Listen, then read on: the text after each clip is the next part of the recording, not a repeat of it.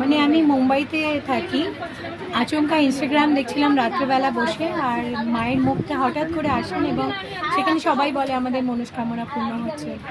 আমি হঠাৎ করেই মায়ের ফটোটা দেখে বলছি, আমি তো এত বছর ধরে মুম্বাইতে এত স্ট্রাগল করছি, এত ছোট বড় কাজ করছি, কোনো বড় ডিরেক্টরের কাজ পাইয়ে দাও না মা।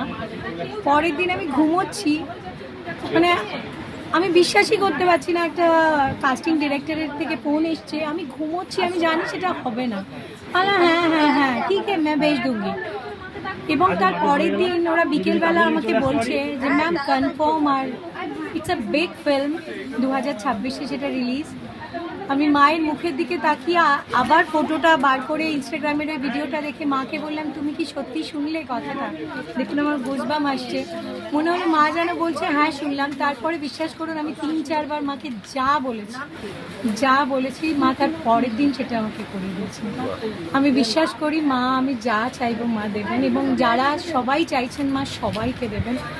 মায়ের মুখ ইনস্টাগ্রামে দেখলেই মনে হয় মা যেন কথা বলছেন। ফোন থেকে মানসিক করলেই মা সারা দেয়। আমি মাকে ফোন থেকে রাত্রেবেলা শুয়েছি, সকালবেলা কোনো ক্লু নেই, সেই কাস্টিং ডিরেক্টর আমাকে ফোন করতে পারে না। আমি এত বড় একটা ডিরেক্টরের ফিল্ম করছি যে আমি নিজেই বিশ্বাস করতে পারিনি। মায়ের ফটো দেখে বলছি মা, আমি সত্যি তুমি দিলে এই ফিল্মটা? মা থ্যাংক ইউ মা, থ্যাংক ইউ, জয় মা, মা গো সত্যি চমৎকার।